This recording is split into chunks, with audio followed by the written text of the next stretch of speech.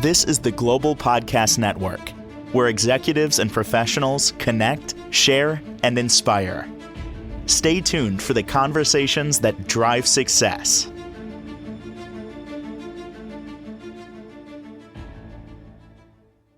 And welcome back, everybody. I'm thinking here, if you found this podcast, you were intentional in searching for it, that there's a piece of me, and I believe things happen for a reason, that maybe you stumbled upon it because it could be the universe's way of saying, you need to start considering this. What am I talking about? Wills, your estate, probate, all those things, that trust, all those things that come along with it. Way out of my wheelhouse. That's why we have a professional today with all the details. She is an estate attorney, works out of Maryland, got so much insight last time we got together. We're going to circle back on that and go even deeper with Julie Schejbal back on the program. How are you doing today? I'm great, Steve. How about yourself? Fantastic. And learned a lot last time we got together. Thank you. Yeah, I really, really appreciate it. You have a way of providing the information where it's easy to understand. No judgment either. You know, many of us may have not gone down this road yet, which we should. I want to jump back in and hit up some of those questions that we didn't get to. And one of them that's in the back of my mind here is, at what point in life should somebody actually start thinking about some type of estate plan? So I think of it as sort of like 3 stages of planning. So the first stage really is, younger, married, maybe, and you should really start when you have your kids, because you have these children who are minors. You need to have, most important thing you're going to do in your will there, select who's going to raise these children if you're not around. So that is uber important. I mean, in fact, I've had people say that's become like a block point for them, that they can't do their will because they can't figure out who should raise their kids. And always sort of like, well, I think you select whoever you pick, who may not be perfect, is going to be better than whoever gets picked by the court. So that's sort of stage 1. Younger children, who's going to raise these children? How are we going to deal with their money? Stage 2 is sort of now the next stage. Kids are adults, out of the house, working, and to think about redoing your documents there. And the one thing you're looking at there is that your old wills are going to have, provisions that you put in when your kids were 3 or 4. Those don't apply anymore. Also, at that point, when the kids were 3 or 4, you probably had your brothers and sisters, maybe your parents, set up to handle things for you at that point. Now, it's 20 years in the future, maybe. Now it's time to kick those people to the curb, and maybe the kids can be there to step in. Also, at that point, remember, if we pick our parents or we pick our siblings, as we get older, they get older, and all of a sudden the people that are maybe in their 40s or 50s are now in their 60s, 70s, maybe even 80s if you selected your parents. So you're sort of like, okay, need to go the younger generation. And then the last stage sort of is when you're the widower, and one spouse has passed away, updating everything at that point, because things are going to change again. And maybe at that point, you're also looking at, okay, the way I had it set up now at 20, in my 60s, now I got to change in my 80s, because now I'm also concerned about losing capacity, whether that's physical or mental. So making sure those provisions are nice and tight at that point. This is going to be the most basic question. You probably heard it a million times before, but we really never dug into this. What happens if someone dies without a will or trust in place? So what happens then is that the state you're living in, so the state of Maryland, has a plan for you. You're deemed to die intestate, and so, which means without a will. And so then we look at Maryland law, and Maryland's going to say where this money and property goes. So it might go, like if you have money in your own name, Steve, it's not all going to go to your spouse if you're married in Maryland. I always have to look it up, but the spouse would get the first 100K, and I think then the 100,000, and then they get a half or a third. So it's not everything. So that could be an unpleasant surprise for the husband or wife. Second is that to go back to like the minor children, then what's going to happen is Maryland is not going to allow these children to get a lot of money in their own name, but that's going to be subject to a guardianship proceeding. So what happens there? Yeah, they kind of like miss. That's exactly because you're going to appoint somebody to be guardian. That's really not the hardest part, but the hardest, what comes afterward is either more difficult or kind of a pain in the neck, and that is that with the guardianship, the court supervises all of this. So if you, as the guardian, want to use money for your minor niece or nephew for things that you know that parents would have used the money for, tutors, computers, private school, school trips, braces, whatever, you have to ask the court for permission to spend this money. So it's kind of a pain in the neck, to be honest. And then every year you have to report to the court, this is what went on with the money. It earned this, we spent that, and sometimes there's restrictions on what you can invest in. The court will start with it has to be all insured. So we're talking, CDs, money markets. You're going to have to ask the court to, if you want to invest in the market. And then the other part, and this is probably the worst part of the whole thing, is a guardianship ends at 18. So whether there is $100 in there, 100,000, 10 million, court says this individual is an adult, and all the money comes out to the 18-year-old. And does anyone want to? Yes. And does anybody have a lot of confidence that there's a lot of money left when that 18-year-old gets to be 19? I don't. I'm very surprised that there's actually monetary tiers. Like you said, 100,000. Never even suspected that could be part of the law. Yeah, and I don't know where that came from. That was, the legislature made that limit up, or that, somebody said, I think that's the appropriate limit, and it passed. So obviously it's some kind of protection, like they're thinking about it so somebody doesn't get everything. Exactly. That being said, how often should an estate plan be looked at, updated? What life events would trigger changes? Obviously, divorce being one of them, but how does that look? So I recommend clients review their docs about every 5 years. Now, it does not mean that they have to come in and see me or their counsel, but I always tell them, appease me from afar, pull the docs off the shelf, dust them off, look at them, make sure everything still looks good. You can put them back on the shelf.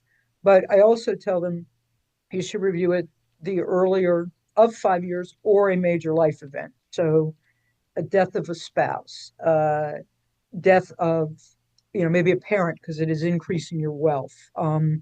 Ironically, if we're doing it planning for younger couples, having another child is not actually a major life event for your documents, because all of my documents say I have 2 kids, winking and blinking. My children shall include any future children. So they're brought in. I mean, Nod may be a little mad because they're not mentioned, but they're not losing out. But, but other parts of that when you're younger, what could drive it is, you made provisions for a guardian, and then you look and the guardians maybe move to London, or you're like, wow, that person is totally unfit to raise my children. And then you want to, speed up your revision. Wow. For whatever reason that might be. I don't want to scare anybody, and this is not a sales pitch or anything. It is protection of your assets and your wishes being honored. If you had to scare somebody into estate planning or shake them and wake them, but even step one, consider it. Any stories that you've heard of or you've dealt with that would actually, wake somebody up?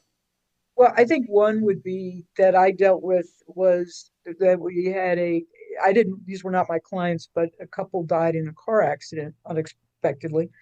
They hadn't done their wills. And then basically for the first 6 to 8 months, and they left behind 3 children who were in various stages. Like one, I think, was 15, if I remember correctly. Another one was like 13 or 14, and then the youngest was like 10. So they were all minors. They were in different stages of, growing up. And the first thing we had is, they're dealing with the grief of their parents all of a sudden. It's just absolutely stunning and tragic and everything you can think of. And then But then the family, so you have the, wife's family, you have the husband's brother, they're all fighting over who should be guardians. So the kids are being drawn into this mess of, tension and, all that point. And then the other thing is because they didn't have a will, it meant again at 18, money went out to the kids at 18, and it was a fairly substantial amount of money. I mean, maybe as an adult, I wouldn't think it was, but if I was 18, I'd have thought that was just a ton of money. And, I would hear back occasionally that I don't think that the oldest kid, when he got it, I don't even know if he had money left when he was 19. Wow. And it was the kind of money that maybe you wouldn't be able to, it was not going to allow you to retire. But man, that, you look back at it and, I think it was like $1 million, which is not insubstantial money. You're 18. That's a huge start for your next life. But if you blow it up, it's gone. I tell clients all the time, that your 18-year-old may be totally sophisticated, or your kid may be tight with money, or a good kid. They have 18-year-old friends, which means there's a lot of pressure on them if they get this money to throw parties, take people on vacation, buy them Starbucks coffees, and then all of a sudden they're 20 and that money's gone, and now you got to join the rest of us as working stiffs or whatever. My dad passed away when I was 21. Didn't get a little bit of money. Suddenly passed, and I bought a sports car, red one. It's illustrating your point. Yeah. And I have no regrets in doing that. It was one of those make myself feel better at that time, and I enjoyed it. However, imagine back then, and that was like 20,000. But in today's numbers, it's probably like 60,000. Imagine if I invested that. Exactly. Yeah. And that's it. And that's also another part of it. Your 18-year-old kid is probably not going to be savvy enough on how to invest. Now, if you're fortunate that, the family has a trusted advisor, then hopefully they would just carry on with that person. But I don't know. Like at 18, I'm like, I don't know how to pick an advisor.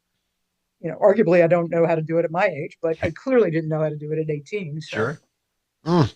What's the youngest client you've ever worked with, or even heard, even from a colleague? I mean, I think the youngest would be, like, I have some that are in their like mid-20s, and again, they're coming in with, they've just had a baby, and they're sort of concerned about who's going to raise this baby. So that's probably about the youngest. Wow. Do you find that a lot of people look at this and say, I don't need a trust. That's for rich people? I do. Yes. When we're talking about revocable trust, there is that misconception that trusts are only used by the very rich, Kennedys, the Waltons, or whoever, Roosevelt's, I don't know, but it's actually, I think trust planning is also, a really good tool. And I think it's a tool for middle class and above. And, I do a lot of trust planning. That being said, I try not to over plan. So sometimes people come in and they say, hey, I want to do a trust. And then I legitimately look at the paperwork or their assets and, well, I don't know that you're going to get a lot of utility out of this. An example would be younger people come in and their net worth on paper is substantial because maybe they have a lot of life insurance. They're young, maybe have it through work or term or whatever. It's all cheap and they got it because they want to protect their kids, which is totally understandable. But it doesn't make sense to do a trust with that because until you die, the life insurance is paper wealth. There's nothing to that policy. And then, people here do a trust to avoid probate. Well, here's the thing. If you have a designated beneficiary for your life insurance, it doesn't go through probate. So here we'd be trying to avoid probate on something we don't need to avoid it on, So interesting. And so many people probably look at estate plans and think, it's just about money. But no, and you mentioned twice now, even last time we got together, life insurance and the potential value in that. What are some of the other things outside of money, outside insurance plans that somebody might consider to include in their estate plans? So I think, okay, so this is sort of on the money part, but it kind of dovetails off of life insurance, and that's like your 401k IRA money. Mhm. And the reason I sort of throwing it in the same pocket is it is money and it has real value, but we all know that until we get to be 59 and a half, we really can't touch that money. So people tend to not consider it in the wealth bucket. But then there's the other side of the coin, which is like the stuff, your collectibles, the stuff in the house. And where I have problems with that is actually a totally different side of it is some people really have an overblown idea of what their Mm. stuff is worth. I mean, you come into me, talk to you about the junk in the house. I literally call it that. But I do remind our client Steve that what I think is your junk, when you come to my house, it's my junk, right? It's like one man's trash, another man's treasure. So, but Sure. it really doesn't have a lot of value in terms of economic value. But the funny thing is, often the stuff in the house causes more arguments after mom or dad dies than the cash or the house or whatever. It's everybody thinks mom and dad is sitting on thousands and thousands or tens of thousands of dollars of value in their house, and it's of the junk, and it's not really true. Mm. Is there something that somebody should do before they look at an estate plan to evaluate what their stuff is worth? Maybe there is some value there, maybe some artwork, some pieces. Of course, we think all of this is valuable, but yeah. Right. So yeah, if you have like well, okay, I'm going to be really facetious, a Monet painting, but if you have art by a recognized artist, or you have wine that, has value, or something that has legitimate value, yes, then you need to look at it. But, you know, some people go, but even collectibles don't have that much value anymore because people aren't as interested in them. And Mm. you know, unless it's really, really high end jewelry or something like that. And even then you can sort of, okay, distribute that through the will, in terms of all my jewelry to my daughters or something like that. What would you say, Julia, the most common mistakes that you see people making when they try to DIY their estate planning? And there's, a bunch of different online portals. There's one in Right. particular that, people recognize the name, and sometimes you see, $199 and set up your own. And it's rep by like a famous quarterback. Yes, and at one point, a famous attorney who was in a very high-profile case back in the day, Right. he was also repping this brand that we're Yeah. looking at here. What do we make? What mistakes do people make when they try to do it alone? Well, I think the first thing is like early in law school, you learn that a person who's their own attorney has a fool for a client. Oh, So, that's great. you That, know, it's the uh, same thing if you're a writer. They say you should never edit your own book right. because you're not going to see it. Exactly. And so that's a start. And I think the problem with those any of those programs are that when you start you can input stuff, and yes, it creates a document, but it's only as good as the input. So if you're not making the thoughtful choices about the input, then you're going to mess it up. And it can Hmm. be sometimes the input doesn't seem that difficult, but it's sort of peeling back through the layers of the onion or whatever. You think there's a very high probability that somebody could miss something if they're trying to do Exactly. it themselves. Exactly, that they aren't thinking about, or they're like, oh, that doesn't apply to me, and they just gloss over it and go to the next step. Would And you I think say that happens a lot. it's almost like somebody trying to do their own taxes? Yeah, some people are Yeah. proficient; they're good at it. The rest of I would never even attempt to do it Right. because of the laws, tax laws, and things like that. Either A, making mistakes, or losing out on deductions that you legally could be taking. Exactly, it's the same idea. You put again, your tax, if you're doing turbo or tax returns, they're only as good as your inputs. Hmm. So you're right, you could lose out on deduction, you could create more tax or less tax. So that's a good analogy. It's got to get awkward sometimes for you when families come together and now either they're at the table or they're in that situation where they start talking about this stuff and who's getting what. Have you ever been in that? I know this is like, now we're getting a little, personal in terms of what it's like to do your job, but I got to imagine that can be a little uncomfortable. It sometimes can when like you see the families being torn in two directions, and you're you're kind of trying to play the mediator or the referee, and now I will say some of that, though, I found that the awkwardness is mitigated because now obviously when I do it, sometimes representing one side of the family, but I can say, like, you can look at it and you'll be like, everybody else is really crazy. And I probably shouldn't say that's probably politically incorrect to say, but to say, wow, these people are really just very unpleasant. And I have a case now where um, a third party attorney has said to me numerous times, you represent the only pleasant people in this family. And so it makes it a little, I guess, a little less awkward in terms of having to deal with my clients. But yes, I think it can be difficult with unpleasant people. Mm.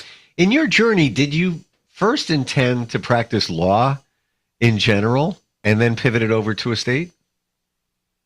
So when I got out of law school, I wanted to do the sort of tax oriented stuff because I do like numbers. And the first job I got was in IRS in the estate tax division, where I stole money from rich widows and orphans. And then what happened, it added the tax element, but I also got to review a lot of estate plans that were prepared by some of really, really good ones by some of the best attorneys in the DC area, and then some that were not so good. So it gave me this, I think, this solid background or good background on what to do and what not to do. And then I was able to take that and go to private practice off of that. But if you'd asked me when I was starting law school, this is what I was going to do, I would have said, I don't think so. What looked attractive about it? Well, I think it's sort of, again, I was drawn to it because there was a tax aspect of it or element of it. And then I think there's a little bit of the, puzzle part of somebody comes to me and they say, okay, this is what I would like to do. And, figuring out what is the best fit. And it also can be very positive because, clients are coming to you generally to do their will, their trust, and their plan because they have created positive things in their life. They have wealth, they have children. Maybe they want to leave money to charity. I mean, it's all kind of positive. Yep. People view their wills as scary and negative, but there is sort of a positive aspect of it. That's a really, really good point. And I think one that we forget, that you are taking steps to protect the assets, to preserve your family's future. I guess it can get uncomfortable when you think about, well, when we're not here, but it is all about positive. I mean, imagine if you were a divorce attorney, leave it at that, what could ensue within that, practice. Right. Exactly. I mean, I think that's it. Like, I think most of that is, kind of negative, and it's always tension filled. And, at least the planning part is positive. Sometimes after death, there's tension, but, there's a lot of positiveness with it. And even on the divorce attorney side, somebody might say, well, we just got an attorney and we're going to divide it all up. Well, usually if everything is good, you just go to a mediator, at that point. Yeah. How do we connect with you? I love all the information. You're just so grounded, down to earth, and it's easy to understand. How do we find you? So you can, the best way to find me is off of my website, which is www.jasestelaw.com, or I can be emailed at julie@jasestelaw.com. And that is for people in Maryland, correct? That's where you're licensed? Yes, exactly. Gotcha. Perfect. Thank you so much, Julie. Love talking about this. It's so important. And I would say if there's listeners that are listening that are outside of Maryland, they still want to reach out, I'll be glad to talk to them or maybe answer a question or see if I can find somebody in another jurisdiction to help them. Beautiful. I appreciate that. And good luck with the snow coming your way. Good luck to you too. We'll all be buried in, I think. All good. All right. Hopefully we'll be unburied by the time we get together next week. So let's hope. Fingers are crossed on that one. Absolutely. All right. We'll talk soon. Thanks again. This is the Global Podcast Network, where executives and professionals connect, share, and inspire. Stay tuned for the conversations that drive success.